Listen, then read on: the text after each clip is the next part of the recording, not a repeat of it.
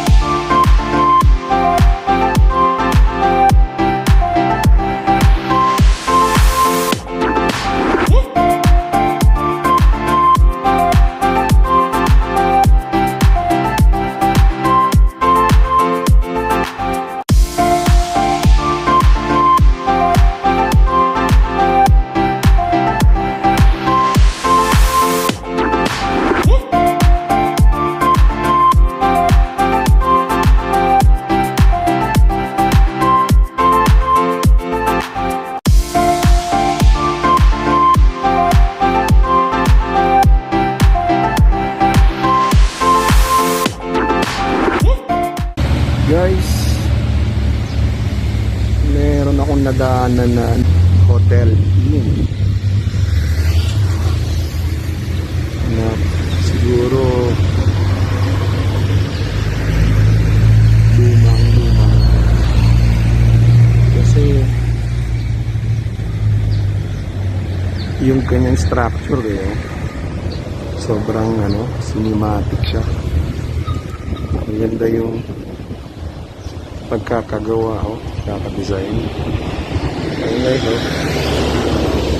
Ayan, Benguet Pine Tourist Inn. Ayan guys, ganda nung facade niya.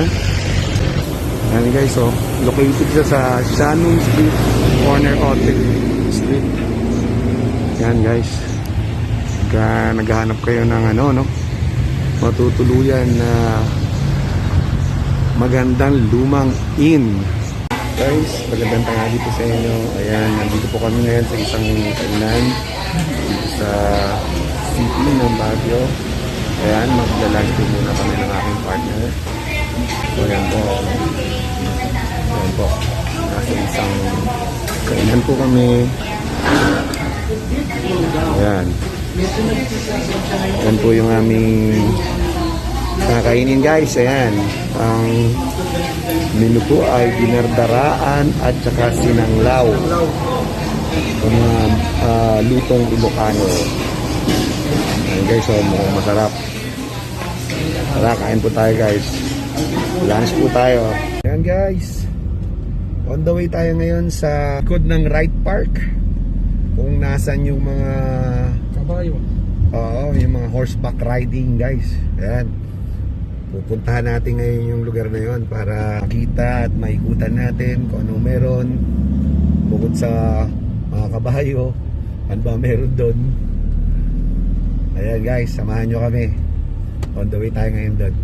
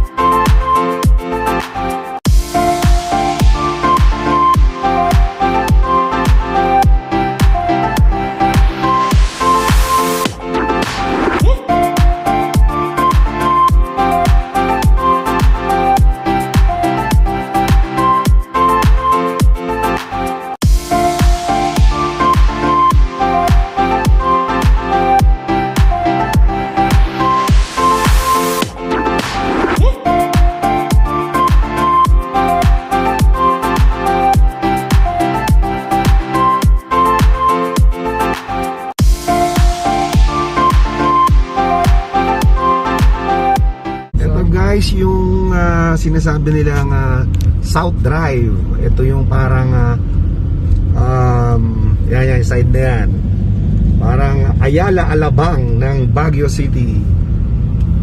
Nandyan yung mga mayayaman, mga malalaking bahay nandyan. Ayan, ang tawag dyan ay South Drive. Ayan, ganda bahay dyan. Actually, nung pinasok namin yan, talagang naglalakihan at magaganda talaga yung mga bahay.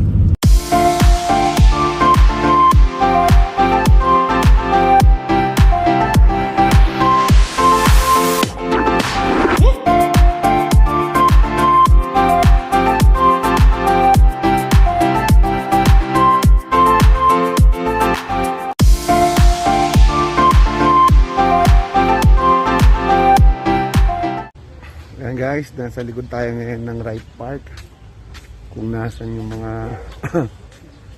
kabayo, yung mga nirerentahan na kabayo, no? Tapos sasakyan mo, ayan, katulad nyo, no? Yan.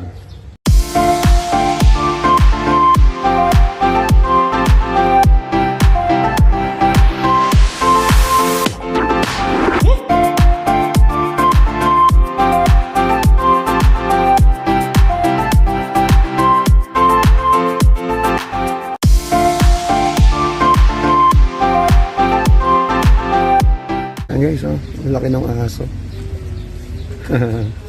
Parang mas malaki pa yung ulo ng aso kaysa sa tao eh. Ayan guys, pwede ka rin magpa-picture sa aso na to guys. Magbabayad ka lang yan. Dito lang to sa likod ng Wright Park. Guys, yan may mga kabayo. Horseback riding guys.